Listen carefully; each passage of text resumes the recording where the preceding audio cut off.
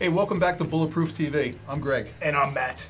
In the past few episodes, we've talked about micro guns, little 380s, little ankle guns, but today we're going to look at subcompact and compact sized pistols. So stick around. We'll be right back.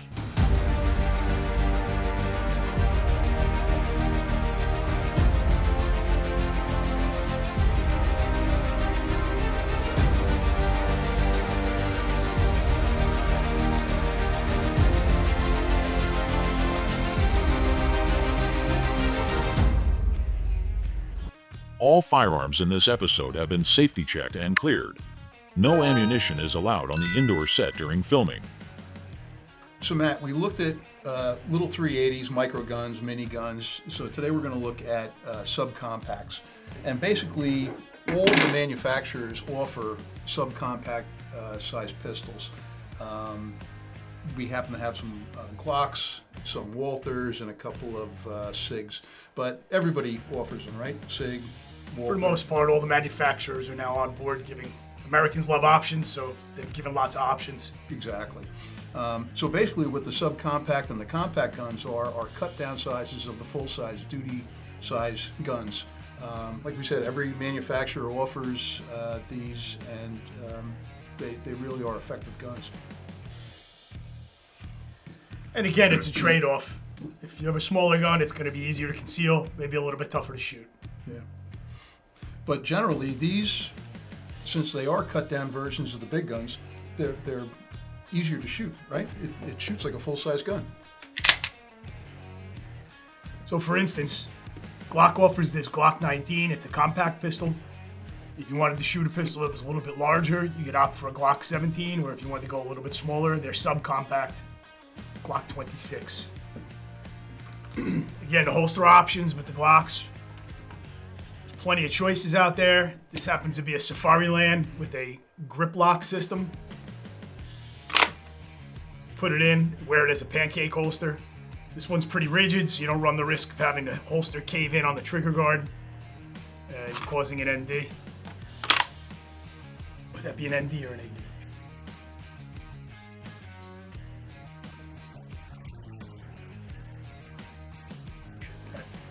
So anyway, economy of motion drives everything we do in the tactical world. With this holster, you have a retention feature that requires no extra movement. When you draw the pistol, it releases the retention feature here with your middle finger, and you draw it from the pistol. But it's locked in when you're not drawing it out.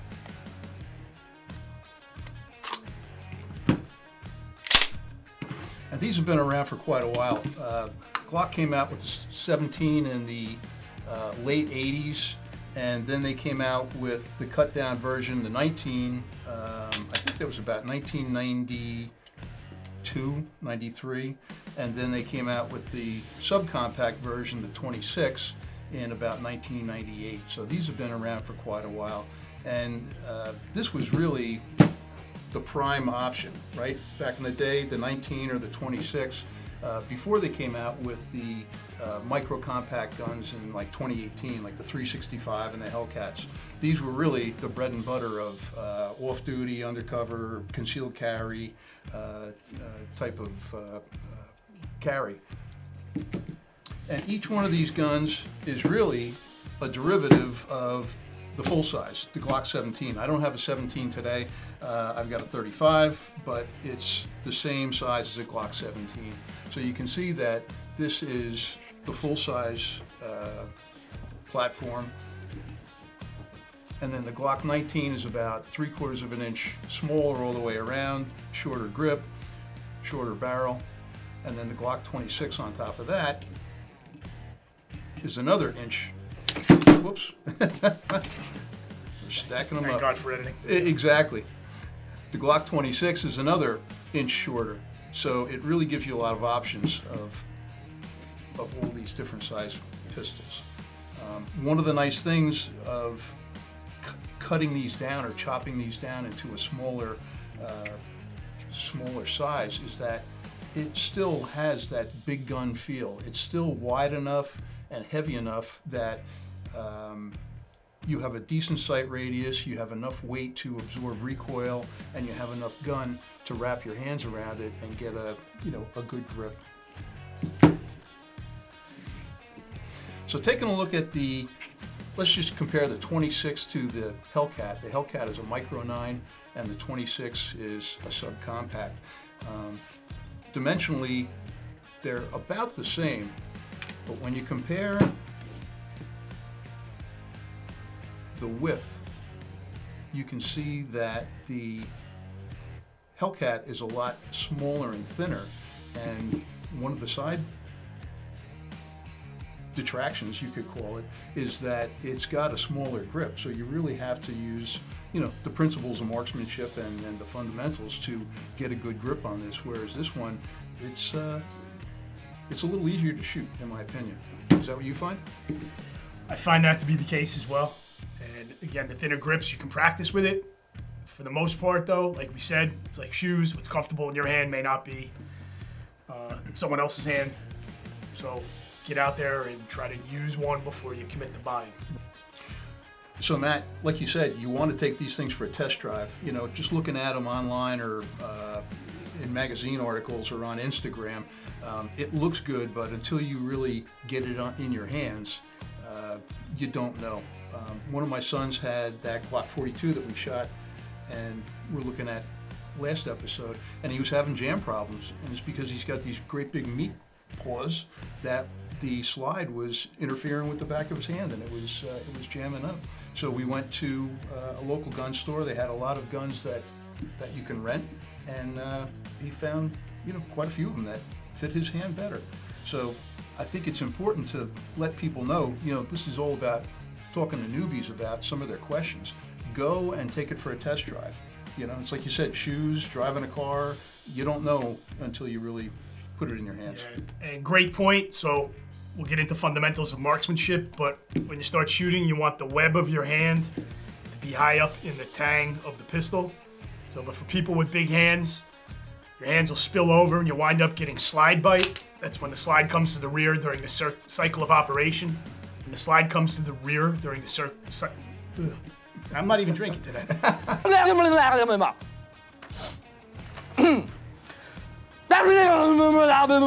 When the slide comes to the rear during the cycle of operation and you wound up inducing a stoppage, stoppage is an unintentional interruption in the cycle of operation. So again, make sure your hand is a good fit for the pistol. Not every pistol is a good fit for every shooter. So Matt, I know we have a lot of Glocks out here. I know you're not Mr. Glock. I know you're Mr. Sig and Mr. Walther. What did you bring? So this is a SIG M18. This is issued for a lot of military units. The M18 and the M17, which has a little bit longer of a barrel. It's got a modular frame.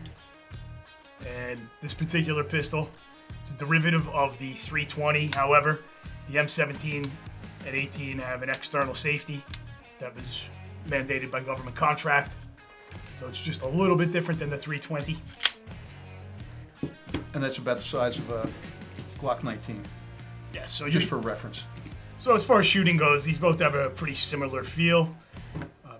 I feel like the Glock trigger probably breaks a little bit differently than the SIG trigger. But again, that's a matter of personal preference. You can see here the width is about the same. The length is about the same. Right, very similar guns. The 320 though, it has a modular fire control system that comes out, right? It does. So Tell me about that. So you can remove that fire control system and put it into a smaller frame. So you can go from a compact, subcompact in a matter of seconds. And it also helps for maintenance. Pop that whole thing out, stick it in a ultrasonic cleaner or hose it down with Rem oil, whatever your preferred cleaning preference is. We'll hit that in a later episode. So again, that gives you some options. So you can just buy a plastic grip frame and swap it out. Yes, if you can see in here, the serial number is actually engraved in this modular piece. And that's the regulated part. So for somebody who wanted to use that as a carry gun, you could get one grip module, And then as a home defense or gun to shoot on the weekend in club matches, you could theoretically get different grip modules and change the gun around, right? You could, and Greg makes a great point here. It's important to practice, and we want to practice with the pistol we're going to be using, whether it be for home defense. So if your carry gun is something you can practice with or compete in a match with, the timer at a match is a stressor, and it's likely if you're using this pistol, it's under stress in a crisis. So it's great to add a little stress to your practice and your training reps. Nothing like being the new guy on the firing range, and you start with your hands up, and the range officer has the beeper, shooter ready, stand by, beep, and some of the new guys, their hands are going like that. It's like, dude, relax, calm down. So we should do an episode on going to a club match, what to expect, as a new guy, what kind of equipment you need, what to expect, and just the overall template of shooting a club match, because it really is important, like you said, to get involved, get the practice, and spend your money on ammo and maybe a cheap holster rather than looking at all the Gucci guns on Instagram with all the shit dripping off them, and just make it realistic. Spend your money on ammo, shooting, and training, and then build your Gucci gun later on. Yep, that's a great idea, Greg. And you'll find at the shooting community, when we say competitions, you're not really competing against them. It's a great learning environment. People seem to be very helpful. I've learned a lot just going to competitions, matches, and it's changed the trajectory of my learning. We've shot every different kind of gun, because you'll see somebody, it's like, dude, what do you got there? And he says, come on over, we'll go to another pit or another area, take it for a test run. So as an alternative to renting guns, a lot of times when I've asked questions about pistols, like Greg said, someone says, you want to take it for a test drive? Yeah. And as soon as the match is over, we'll step into an open pit, send a couple rounds down range. So again, the community really circles the wagons around itself. Yeah, they do a good job. I shot a Canic at one of the matches that I would never have rented or looked at a Canic before. They're inexpensive, and I got to tell you, it's a really nice gun. So you get the opportunity to try out a lot of things that you wouldn't normally. What else do you have over here?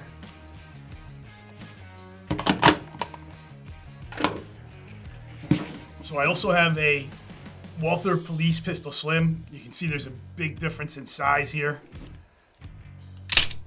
This one has the TrueGlow TFX Pro sights on the top. So that's more comparable to like a Glock 43X, right? 43X or 26 is more in the neighborhood, but specifically the 43X being a single stack and the PPS being a single stack. You can see the width is very similar. I can see you have yours dressed with some upgraded metal sights here as well. So, yeah, that's one of the big gripes, guys, with Glocks, that it comes with plastic sights. You can buy metal sights online for what, $60, $70, $80 on Amazon and upgrade them. Not too difficult to put on. However, one warning about the metal sights.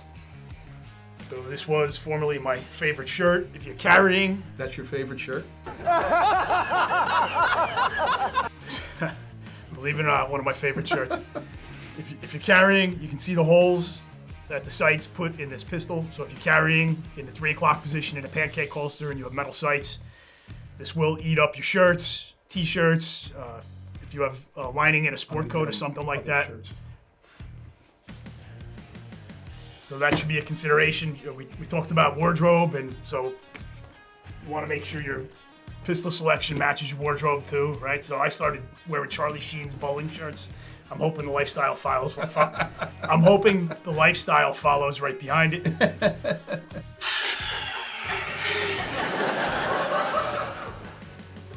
So, what now? Back in the day, I'm old. Combat sights were sharp. It was like a box of razor blades. If you wanted to run that gun, you were ripping up your hand. And today, all the aftermarket sights, these are Trijicons, but the TrueGlows, pretty much all the aftermarket sight manufacturers, they make everything, what would you call it? Smooth Radiused. over, radiused, yeah. Radius the edges on the sights, so Yeah. it's not as aggressive. Yeah, but that is something to think about. So one other interesting engineering fact about these TrueGlow TFX Pro sights, if you can see, there's an aggressive edge on the front of this one. So if you have to do any kind of incapacitation shooting, that was engineered in there so you can find an edge and cycle your slide. Rack it off your belt or something. Right. Yeah. Belt, shoe, even clothing. If things have gone that bad, ruining your clothing is not your priority. Especially your favorite shirt. What else do you have over there? I see a James Bond gun. The Walther. PPQ. So this is a Walther PPQ. The PPQ stands for Police Pistol Quick. It's got a quick reset trigger, meaning that when you press the trigger, the pistol will cycle. You only have to come out as far off as you need to get the reset. Just heard that click, and you're ready to fire again. That's important because we don't want to move our trigger finger. We want consistency. Consistency gives us accuracy. And it, again, the Q in PPQ for quick, less distance traveled for reset. And that's something guys have asked me. They said, you know, we watch a lot of YouTube videos and everybody talks about the reset. You know, what is the benefit of having a short reset versus like my Browning high power that you pretty much have to let your finger all the way off the trigger to reset it? What's the pros and cons? So economy of motion is important. It's important in everything we do tactically. The quicker you can reset that trigger consistently, the better off you'll be. So a nice quick reset will allow you to get quicker follow-up shots. Right. And this is a game that's played in fractions of a second. And it's interesting because I grew up shooting revolvers, and reset on a revolver is all the way out. And you know, sometimes you see guys shooting revolvers at the matches and they short stroke the trigger. So, you know, no matter what gun you have, practice with it, learn the trigger. If it's got a long reset, then you learn it, you know? But that's what the deal is with reset. A lot of people say, what is everybody focused on reset on the internet? And to be quite honest, you know, if you're shooting like at a bullseye, you can ride the reset back and forth. If you're shooting fast at metal targets at a steel match, you're not slapping the trigger, but you're moving that trigger pretty quick. So reset really isn't that much of a big deal. Fair to say. Yeah. Again, I have friends that carry backup revolvers in their ankle, and they said if I'm rolling around in the snow with someone and I got to use my pistol, maybe the snow is packed in there, it's going to induce a stoppage. With the revolver, I know that thing's going off. So to some degree, probably a little more reliable. But just goes back to the thing we keep telling everybody that like there's not one perfect gun for every situation. So You gotta practice. weigh the pros and cons, figure out where you're going to use it, Yeah. what you're going to use it for, what kind of clothing you're going to be wearing. Yep. So if you look, let's just use Glock because we got a bunch of Glocks here. If you look at the Glock website, they basically categorize the guns as the standard, which is the Glock 17 or a duty size gun, the compact, which is the Glock 19, the subcompact, which is a Glock 26, and I believe they call the 43X a subcompact also. But there's so many different differences, you know, double stack, single stack, the width of the guns, right? The length of the slide. And then if you get into some of the other subcompact guns, you've got a Glock 36, right, which is 45 ACP. And that's similar to your Walther, right? Single stack, Correct, single stack. comparable. This one's chambered in 9, Glock 36 chambered in 45, as you said. So one of my sons asked me, he says, so what's the difference between the 36 and the 19, other than caliber? The 36 is a slim line, and you can see slim line versus double stack, single stack versus double stack. You know, this is super slim. It's only 6+1, and this is 15+1. But the slide width is the same as the 19. So you're getting a very thin gun. But the reason I'm bringing this up is 45 ACP 10mm, the frame size is a larger frame size than the 9mm frame size. So if you've got smaller hands, you know, once again, you might want to test drive one of these to see how it feels in your hand. This is the Glock 30S. And the 30S is the same as the 36, except this is a double stack, right? You can see the width difference. So the 30S in 45 ACP is about the same dimensions as the 19, width-wise, length-wise. But once again, you hold that versus holding this, it's a bigger frame. So, you might want to take a look, even though they both say that they're compact guns, in your hand, it is a big difference. One of the other nice features too with the Glock is you can see these relief cuts here.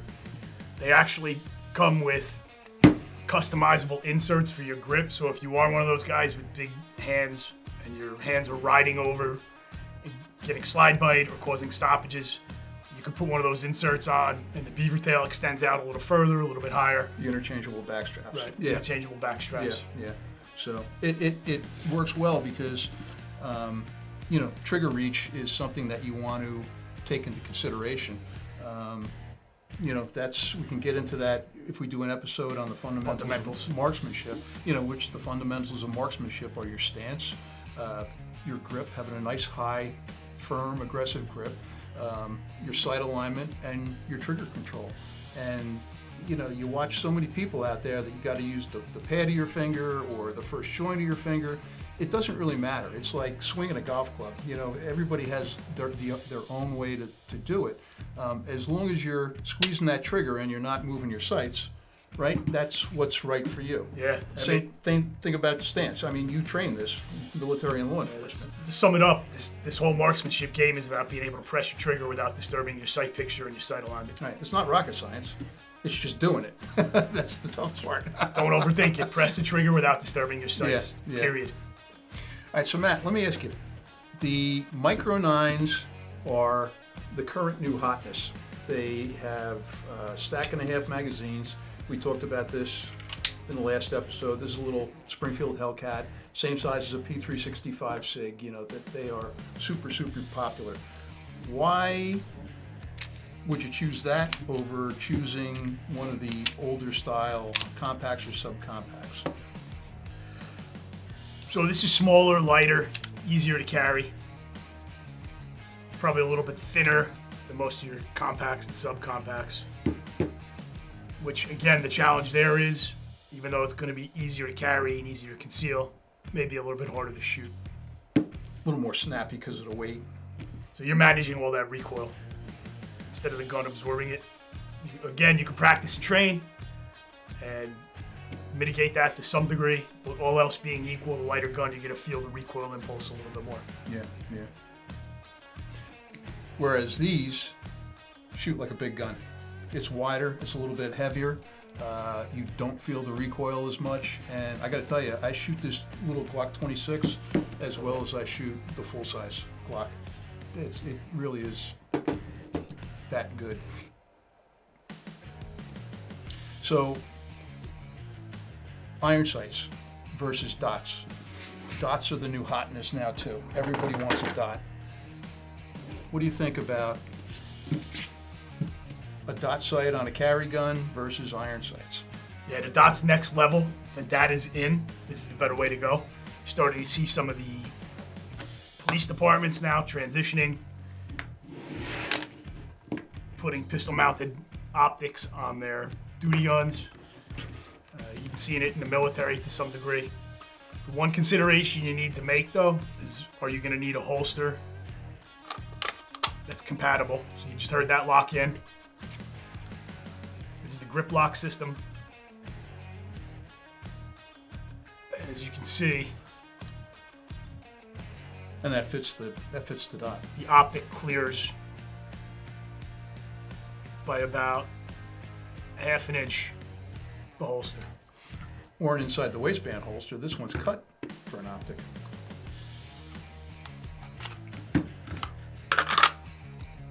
So here again, plenty of room.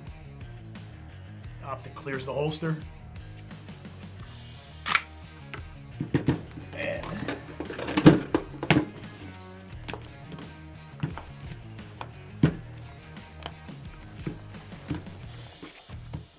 There you go. the nice thing about these Urban G3 holsters. They fit a variety of handguns. They fit a variety of handguns, is right. So iron sights, we've been shooting iron sights forever. Iron sights are just, the regular sights. They come from the factory or aftermarkets. One of the things that a lot of guys like the dot for is that you can see it. It's brighter in low light. If you start to get older like me, a lot of guys can't distinguish the iron sights. They start to get a little bit fuzzy. I'm still lucky that I can see them, but there's a lot of guys that they can't see the sights. So you look at that dot, and when you bring it up and present it, it's right there. It's a floating dot. Shoot target focus, put the dot, superimpose the dot on your target. You also hear there's a lot of training problems that guys don't train with them and they can't find the dot. Right. So it takes some reps. Once you get the correct grip angle, that problem seems to go away. But there again, that's another reason why it makes sense to train and practice with your carry gun. Yeah. Because it's the same grip angle. If you go from a 1911 style pistol to a Glock, the grip angles are different, and you're going to struggle to pick up that dot. Yeah, yeah. One of the tricks is with the Glock with the flush magazine. You can't get your pinky on it. And for me, when I shoot one of the guns with a dot, I put pressure on my pinky, and that brings the dot right down. So once you, again, like you said, it's a training issue, but it's something to think about. So Matt, I know a lot of guys, you read on the internet, they don't like Glocks because of the grip angle. We've got a Glock competition model and a 5-inch 1911. It gives you a pretty fair illustration of what you were talking about with grip angle. So the relationship between the barrel and the angle that your hand is on when you grip the pistol. Consistency is key. Like we said, you want to do everything the same all the time. So if you jump around from pistol to pistol, guilty. Sometimes it's a little bit of a challenge to acquire your dot. Usually that's corrected with a little extra pinky pressure. So if you're struggling with that, try to tighten up your pinky. If you have a pistol that's got a grip that's long enough, you can get the extra pressure on. So for instance, Glock 26, you can't get the pinky down with the standard magazine. So with the Glock 26, if you were going to shoot optics and you think you want a Glock 26, you're probably not going to have the option unless your hands are smaller than mine. And that may be a little bit of a hindrance if you're thinking you want to put an optic on a Glock 26. Yeah. So grip angle, you're talking about this relationship right here, right? The relationship of this angle. And if it's got a more aggressive angle, what does that do to your sights? So that'll orient your sights. They'll be pointed down a little bit. So you need to correct that. When we talk about fundamentals, we talk about grip, but also wrist tension is a thing. So we'll dive deeper on that in a future episode. Yeah, and it's, I've got a gun that you could use for competition. I've got a gun that you can use for carry or home defense, and that 26, as one of the smallest ones.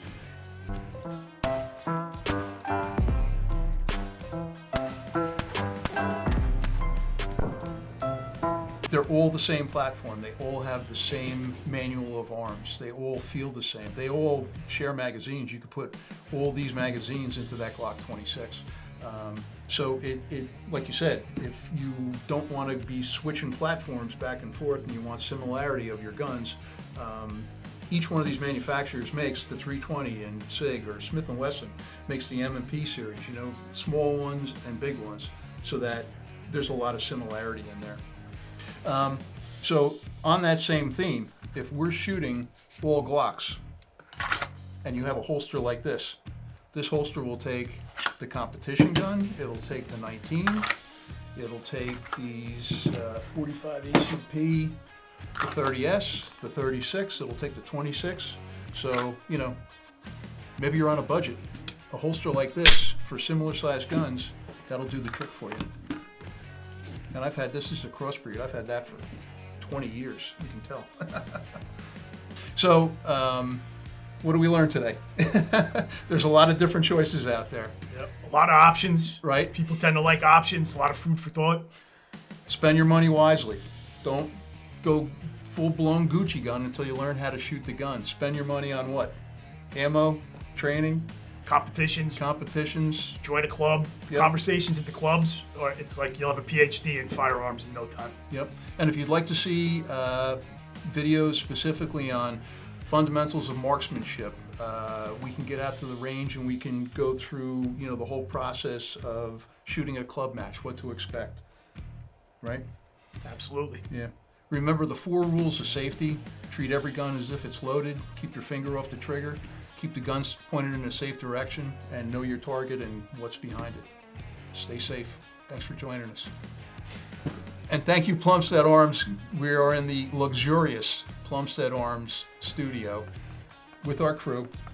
We'd like to thank them. They really are, we're busting their chops, but they really are very generous for our shooting team and for the channel. So thanks, guys.